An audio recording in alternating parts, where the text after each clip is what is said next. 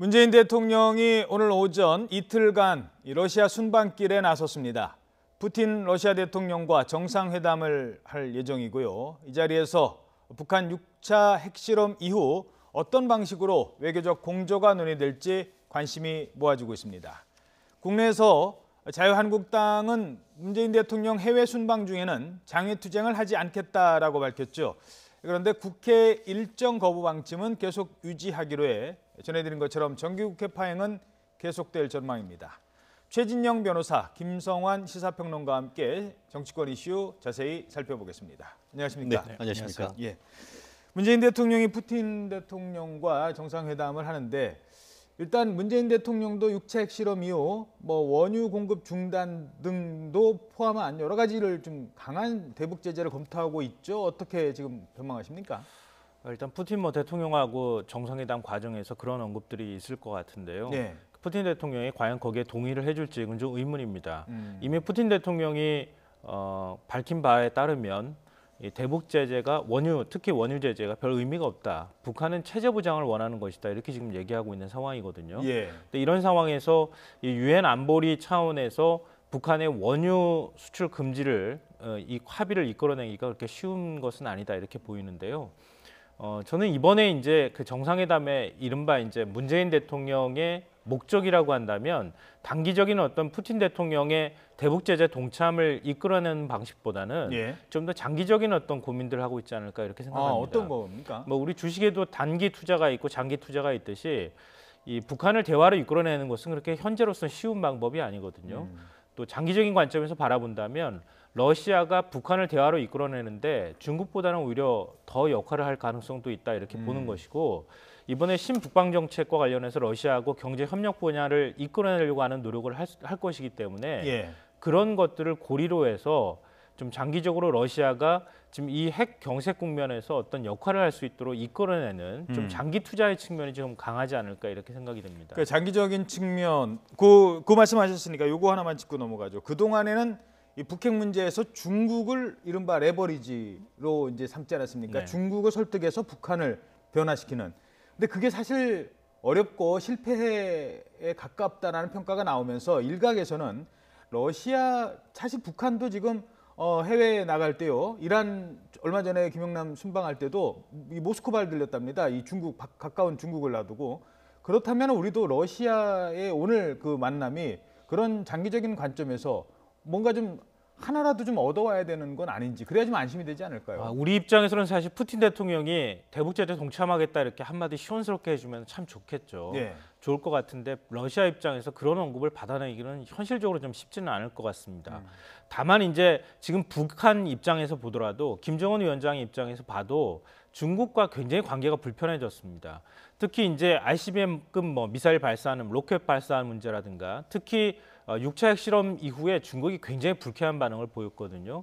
그러니까 중국이 원유 제재에는 동참하지 않을 가능성이 현재로서는 있지만 예. 그렇다 하더라도 북한과의 관계가 회복되거나 이럴 가능성은 그렇게 현재로서는 전망이 밝지 않다는 겁니다. 예. 그래서 러시아의 어떤 방식으로든 북한이 좀 가깝게 갈 가능성이 있는데 그런 측면에서 푸틴 대통령과 문재인 대통령이 어떤 방식으로든 좀 더 가깝게 접근하는 어떤 그런 관계 회복이라든가 또 관계의 어떤 원활한 그 회복을 만들어가는 과정들이 좀 필요하다고 볼 것이라고 생각합니다. 예, 알겠습니다.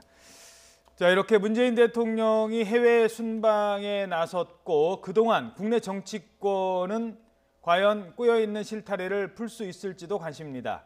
자유한국당 김장겸 MBC 사장 구속영장 발부에 반발해서 국회 일정 보이콧을 선언했죠. 일단 장외투쟁은 안 하기로 했다라고 했는데 장외투쟁은 안 하되 국회 보이콧은 계속한다. 이런 입장입니다. 여야에서 명분 없는 보이콧이라는 질타도 나오고 있습니다. 자, 먼저 홍준표 자유한국당 대표 그리고 추미애 민주당 대표의 발언부터 각각 들어보시겠습니다. 그 두 가지 목표로 장외투쟁을 이어가야 합니다. 이 나라가 파멸의 길로 가는 것은 막아야 하지 않겠나. 안보 지키는 정당임을 자부해온 자유한국당이 정신 차리시기 바랍니다. 고용노동부의 정당한 행정집행에 시비를 걸며 국회를 내팽개치는 자체가 너무나 코미디 같습니다. 지금 자유한국당은 이 국회 보이콧에 대해서 어떤 분위기입니까? 이걸 계속 끌고 나가자는 분위기입니까? 지금 어떻게 전망하세요? 사실 현재 분위기로 봐서는 계속 끌고 나가겠다고 하는 모습들을 보이고 있는데요. 예. 속내로는 상당히 고민이 많을 것이라고 생각됩니다.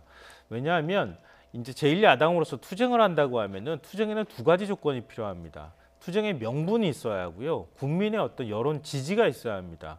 근데 지금 자유한국당의 어떤 그 투쟁의 명분이라고 하는 것이 MBC 김장겸 사장의 체포영장 발부였는데 예. 그건 뭐 자진 출석을 함으로써 일단 원인 무효가 된 상황이고요. 국민의 경우에도 지금 안보 위기 상황에서 국회 보이콧을 하는 게 과연 맞느냐? 뭐 이런 문제 제기를 하고 있는 상황이기 때문에 두 가지의 어떤 동력 자체가 지금 없는 상황입니다. 예. 그래서 사실은 좀 고육지책으로 끌어들인 것이 대북 정책 실패 측면을 좀 부각하는 것이 아닐까 이렇게 생각이 드는데요. 그러니까 어찌됐든 그런 측면에서 보면은 자유한국당 내부에서도 이거 야성 기르기 훈련 아니냐 뭐 이런 얘기도 지금 나오고 있는 상황인데 뭐 홍준표 대표 입장에서 보면은 그동안에 이제 여당으로서 좀 안일하게 우리가 대처하고 대응해왔던 이제 여당 물빼기 차원의 측면도 있어 보이고요. 홍준표 대표가 당을 장악하는 데 있어서도 일정하게 이번 투쟁이 좀 그 긍정적인 측면으로 작용할 것이다 이런 어떤 계산도 깔려 있는 것으로 보입니다. 이게 그러니까 나가기는 쉬운데 다시 들어오기가 쉽지 않거든요. 명분도 있어야 되고. 근데 사실 자유한국당이 과거에 그런 경험도 없어서 많지는 않기 때문에 그런 해법 찾는 것도 나중에는 시간이 갈수록 어려울 것 같아요. 그렇습니다. 그렇기 때문에 이번에 그 같은 경우에도 홍준표 대표 같은 경우에는 문재인 대통령이 해외 순방 도중 같은 경우에는 우리가 이와 같은 그 장외투쟁 같은 것들은 자제한다라는 입장을 보인 것은 나름대로 국회 복귀를 위한 나름대로의 명분을 찾았다라고 볼 수 있는 것 같은데요.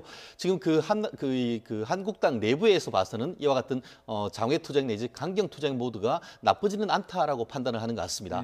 아시다시피 이와 같은 것을 통해서 이 보수층에 대한 어떤 호소를 할 수가 있고 실질적으로 어떤 장외 투쟁을 해서 어떻게 보면은 그 정권 자체에 대한 압박하는 나름대로의 효과가 있었고 더불어서 이 당 내부적으로도 결속할 수 있는 어떻게 보면 세 박자의 어떤 나름대로의 효과가 있었기 때문에 일정 부분 성과는 있었다라고 지금 평가되는 것 같은데 문제는 아시다시피 여전히 지금 여당을 비롯해서 일정 부분 다른 야당 같은 경우에도 장외 투쟁에 대해서 상당히 비판적인 그런 측면이 있기 때문에 과연 지금 그 투트랙 전략 어떤 국방위나 정보위 같은 경우에는 들어와서 하지만 전체 국회 보이콧하는 이 전략에 대해서는 좀 수정될 가능성도 있지 않을까 싶습니다. 예, 그게 이제 모든 투쟁에는 출구 전략이 마련이 돼야 그러니까요. 되거든요. 지금 출구 전략이 없는 상황이기 때문에 자유한국당의 태도가 어정쩡한 겁니다. 다리는 한쪽은 지금 국회에다 걸쳐놓고 나머지 한쪽을 뺄지 안 뺄지 갖다 어디다 넣을지 지금 모르는 상황이거든요.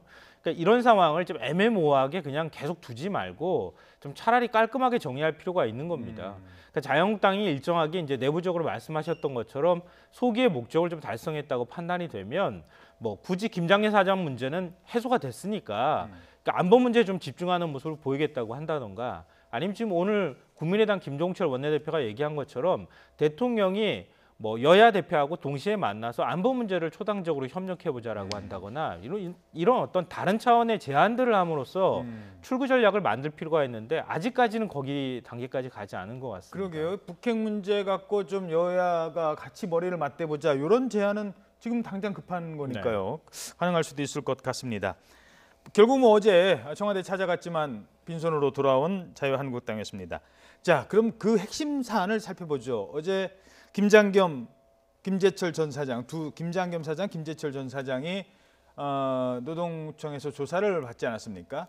일단 어떤 조사를 받았는지부터 설명해 주시죠. 그렇습니다. 그 지난번 같은 경우에 체포영장 그 범죄 사실이 그 조사받은 내용인데요. 어제 같은 경우에 한 12시간 조사를 받았다고 하고 이 언론 보도를 보면은 그 체포영장에는 5개 정도였던 내용이 들었다고 합니다. 그중에 핵심적인 것이 최저임금법 위반, 그리고 또 모성보호 의무 위반, 또 근로계약서 교부 위반 이런 것들이 있는데요. 실제로 저는 그 법률가로서 봤을 때 약간은 의아했습니다. 실제 그 여권에서라든가 그 노조 같은 경우에 예를 들어서 지금 그 김장겸 사장이 PD나 기자들을 뭐 스케이트나 이런 같은 다른 보직에 임명을 해서 결국 노조 활동과 관련해서 불이익을 입혔다라는 취지로 지금 언론 보도를 나왔는데 막상 이 체포영장을 봤더니만 오히려 최저임금법 위반이라든가 다른 내용이 있어서 과연 어제 같은 경우에는 그 영장 기재 범죄 사실만 그 조사를 했는지 예. 아니면은 지금 언론 보도를 나오고 있는 어떤 그 기자나 PD에 대한 인사상 불이익에 대한 어떤 조사를 했는지 이 부분이 명확치는 않습니다. 다만 기본적으로 지금 말씀하신 것처럼 노동조합 및 노동관계 조정법에 따르는 부당 노동 행위에 대해서 조사한 것만은 틀림없는 것 같습니다. 자, 이런 경우는 어떻습니까? 지금 이제 김장겸 사장 같은 경우는 아니 내가 취임한 지 6개월밖에 안 됐는데 그 사이에 내가 무슨 부당 노동 행위를 했겠습니까? 라는 주장이 제일 크지 않습니까? 그렇습니다. 그러면 전임 사장이 잘못 내린 인사 명령을 자기는 내가 후임으로 왔기 때문에 아무 책임이 없다는 이유로 그 사람을 계속 그 자리에 있게 만드는, 그게 누가 봐도 스케이트장 가서 일할 사람은 아니잖아요. 기자가 아무리 뭐 일을 네네. 잘 못한다 쳐요. 그렇다 하더라도 그런 경우는 어떻게 되는 겁니까? 그렇습니다. 결국 그 행위에 대해서는 행위 책임 원칙에 따라야 되는 것이죠. 그렇기 때문에 전임자가 했는 행위와 현재 있는 그 사장이 했는 행위가 서로 구별이 돼야 될 것이고, 다만 지금 노조 측 같은 경우에는 지금 그 김장겸 그 사장 말처럼 본인이 올 2월 달에 해서 6개월 동안은 본인이 특별히 어떤 인사 이동 같은 것들을 했는 게 없다라고 했을 경우에 지금 그 노조 같은 경우에는 그 이전에 이 사장이 되기 이전에 보도국장, 보도본부장 할 때의 어떤 인사와 관련된 행위를 했기 때문에 그 부분에 대해서도 조사를 해달라고 하고 있고, 제가 미뤄 짐작컨대 어제 조사에서는 말씀드렸듯이 사장 이후에 뿐만 아니고 사장 이전에 어떤 이 보도국장, 본부장으로 했는 행위에 대해서도 조사를 했을 것 같은데요. 예. 전체적으로 지금 그 말씀드렸듯이 영장 기재 범죄 사실과 지금 보도 나오는 것이 사뭇 다르고, 영장 내용을 봤을 때는 사실 과연 이 부분을 가지고 체포영장을 넘어서 경우에 따라서는 엄한 형사처벌을 할지, 이 부분에 대해서는 아직은 조금 더 좀 지켜봐야 될 부분은 없지 않은 것 같습니다. 하나만 더 짚어보죠. 만약에 이제 오늘 고용노동부에서는 이제 조사 내용을 다 검토를 해서 기소 의견으로 검찰에 송치를 하자는 예상인 것 같아요. 그렇게 돼서 만약에 어느 정도 혐의가 인정이 되면 사장에서 물러나야 되는 겁니까? 경우에 따라서는 지금 그 노동관계 조정법상의 부당 노동 행위를 했을 경우에는 징역 2년 이하의 징역, 2천만 원 이하의 벌금에 되어 있습니다. 근데 이 부분 같은 경우에는 우리나라 이 그 노동조합법에 할 땐 처음에는 이것을 부당 노동 행위를 형사 처벌을 하는 건 아닙니다. 지금 일본 같은 경우에도 지금 형사 처벌을 하진 않는데 우리가 80년대 중반부터는 처벌주의를 했는데요.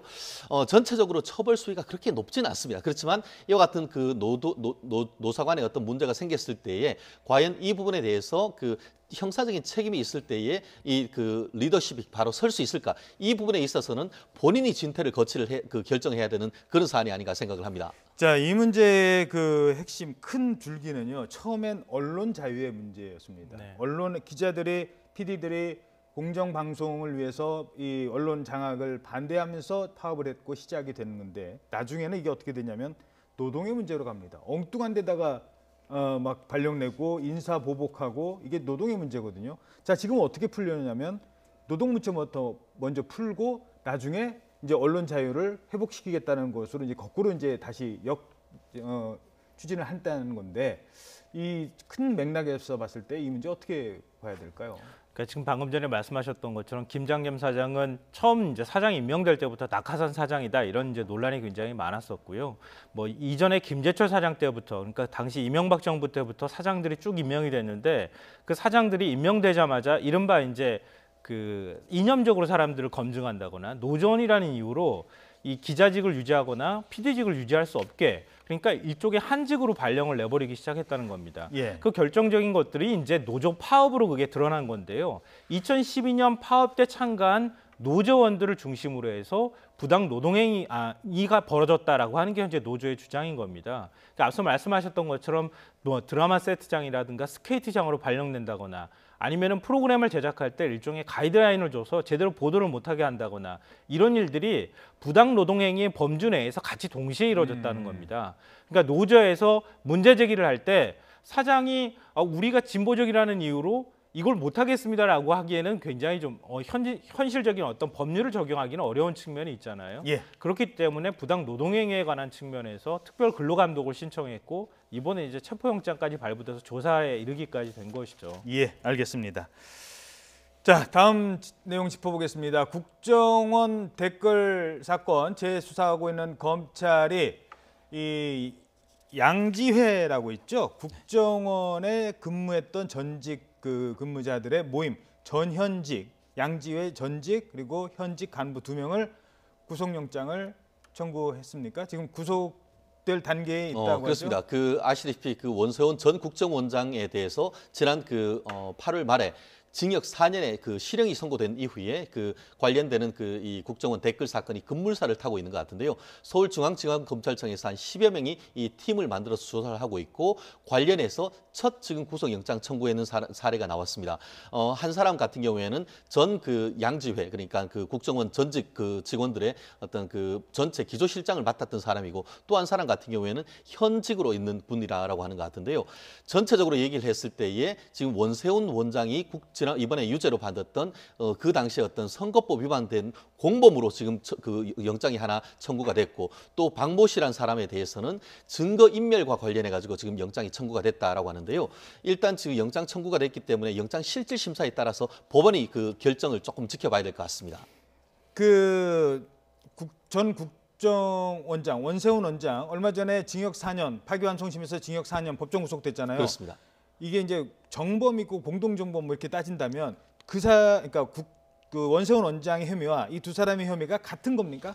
크게 봤을 때는 같다라고 볼 수가 있을 겁니다. 무슨 말씀이냐 하면은 실제로 그 선거법 같은 경우에는 6개월만 지나면은 공소시효가 끝나버리죠. 그렇지만 공범에 대해서 계속 처벌되고 있을 때는 공소시효가 같이 정지가 되기 때문에 벌써 몇 년이 지났다 하더라도 이 같이 실질적으로 손발이 돼서 그 댓글 부대를 했던 그 팀장 같은 경우에는 여전히 공범으로 지금 처벌되고 있는데요. 그렇기 때문에 위에서는 지시를 내리고 밑에서는 실질적인 행동 대장을 했다는 그런 식으로 해서 이번에 영장이 청구됐다라고 본다고 하면은 큰 틀에서는 이해하기 쉽지 않을까 싶습니다.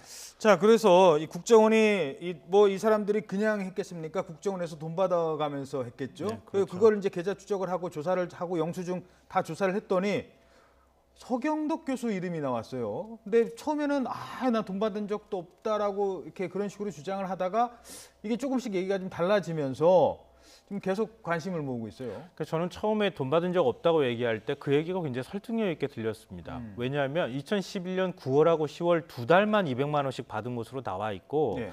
또 그 받은 명목도 일종의 뭐 댓글 활동이 아니라 SNS 뭐 지인을 뭐 맺는 그런 활동이라든가 이런 식의 어떤 애매모호하게 적혀 있었다는 거죠. 예. 근데 거기까지는 괜찮았는데 그 서경덕 교수가 그때 이제 해명한 것으로 보면은 나는 돈을 받은 적도 없고 국정원 직원이 자기 이름을 도용해서 사인을 했다 이렇게 얘기했는데 지금 또 인터뷰한 내용을 보면은 돈을 받은 적이 있다는 겁니다. 돈을 받은 적이 있다는 것이고 그 명목은 이제 그 유네스코 한글 작품 전시를 위한 홍보비로 받은 것이다 이렇게 얘기를 했는데 그러면 기존에 해명을 했던 내용하고 내용이 이제 달라지는 것이거든요. 예. 그러니까 본인은 받은 적 없다는 것에서 돈을 받은 적 있다는 것으로 얘기가 되는 것이고 국정원 간부 그 직원하고 어떤 방식으로든 일종의 협력 관계가 만들어졌을 가능성이 있다는 걸 본인 스스로가 인정을 했기 때문에 예. 댓글 활동을 하지 않았다고 하는 본인의 기존의 주장의 설득력이 상당히 떨어지게 됐다. 그건 앞으로 굉장히 큰 논란의 소지가 되는 발언들이다 이렇게 봐야 될 것 같습니다. 예. 아마 이제 수사가 진행 중이기 때문에 이 서경덕 교수 관련된 얘기는 오늘 이 정도만 하도록 하겠습니다. 본인은 아니라고 현재 주장을 하고 있습니다. 사실 저희들이 정치권의 문제를 다루는데요. 최근 정치권에서도 논란이 되는 사건이 있습니다. 중학생들이 요즘 정말 무섭습니다. 14살짜리 이 여중생들이 지금 부산에서도 발생했죠. 강릉에서도 또 이 폭행 사건이 발생했다고 합니다. 부산 얘기는 많이 했고요. 지금 그 사건 내용은 시청자 여러분들께서 어느 정도 아신다고 생각을 하고 그 이른바 소년법을 보면 14살 미만은 이게 좀 형사 처벌이 좀 경감됩니까? 그걸 먼저 설명해 주세요. 그렇습니다. 기본적으로 이제 형법에 보면은 형사 미성년자라고 해서 14세 미만의 어떤 그 미성년자 같은 경우에는 전혀 형사적인 처벌을 할 수가 없도록 돼 있습니다. 근데 그와 더불어서 그것을 구체적으로 해놨는 이 소년법에 보면은 14세 미만은 같은 경우 문제되는 게 형사적인 행위를 했는 중학교 한 1, 2학년 이 정도 나이 또래 같은 경우에는 형사적인 문제가 된다 하더라도 형사적으로 처벌을 못 합니다. 대신에 소년법의 14세 미만 같은 경우에는 10세 이상 14세 미만은 이른바 촉법 소년, 법의 조촉 행위를 했는 소년 같은 경우에는 형사처벌을 할 수는 없지만 소년에 보낸다든가 아니면은 관련되는 어떤 여러 가지 사회 활동을 한다든가 하는 그런 보호 처분을 하고 있는 것 같은데요. 예. 더불어서 14세 이상 된다 하더라도 19세 미만 같은 경우에는 형사처벌을 한다 하더라도 사형이나 무기징역 같은 경우에는 15년, 또 3년 이상 유기징역 할 경우에는 장기 단기를 해서 일반 성인보다 현저히 형을 처벌이 적도록 돼 있죠. 그런데 문제는 뭐냐면은 예. 최근에 들어서 보면은 중학교 1, 2학년, 초등학교 6학년도 180cm 이렇게 신체가 크다 보니까 흉포한 범죄가 굉장히 많지 않습니까? 예. 그 친구들 같은 경우에는 무슨 일을 해도 이 소년법이나 관련되는 것 때문에 처벌 수위가 낮다는 것을 알고는 더 강한 어떤 범행을 한다. 이런 문제가 있다 보니까 최근에 있어서 이와 같은 어떤 소년법을 폐지하거나 연령을 낮춰야 된다는 문제가 있는 것 같습니다. 자, 그래서 그걸 바꾸자 지금 청원이 하고 있어요. 아니 무슨 때리는 것도 문제지만 때린 거를 뭐 생중계까지 해대고 뭐 그냥 자랑하듯이 이게 전혀 죄의식이 없으니까 그걸 낮추자는 의견들이 정치권에서 제기되고 있는데 어떻게 그렇습니다. 보십니까? 실질적으로 지금 말씀드렸듯이 형사 미성년자는 형법의 문제입니다. 소년법이 아니고 소년법보다 형법에 보면 형사 미성년자가 14세로 돼 있는데 초등학교 5, 6학년, 고학년이나 중학교 1, 2학년 같은 경우에는 성인보다 신체가 큰데 그 친구들을 절대적으로 형사처벌을 못하게 하는 것에 대해서 문제가 있는 것인데 이 부분에 있어서는 물론 여전히 어떻게 보면은 그 의사결정을 하기 어려운 자기 행위의 의미를 판단하기 어려운 부분이 있다는 점은 고려한다 하더라도 이것이 한 50년 이상 된 상태라고 한다고 하면은 14세를 13세로 낮추거나 아니면은 14세라 한다 하더라도 특정 어떤 강력 범죄에 대해서는 조금 더 형을 높여야 된다는 얘기가 되고 있기 때문에 예. 이 부분은 국회에서 심도 있게 논의할 필요가 있다고 봅니다. 알겠습니다. 그래서 법을 바꾸려는 논의가 진행되는 것 같습니다. 자, 그런데 법을 바꾸면 뭐 합니까? 지금 경찰들이요 이번 사건 조사하면서 소극적인 대처가 또다시 도마 위에 오르고 있습니다. 내 딸의 문제라고 생각을 해서 이 문제를 맞은 아이가 내 딸이라고 생각을 한번 해본다면 대응 방법은 달라질 수 있을 것 같습니다. 지금까지 최진영 변호사, 김성환 시사평론가였습니다. 두 분 고맙습니다.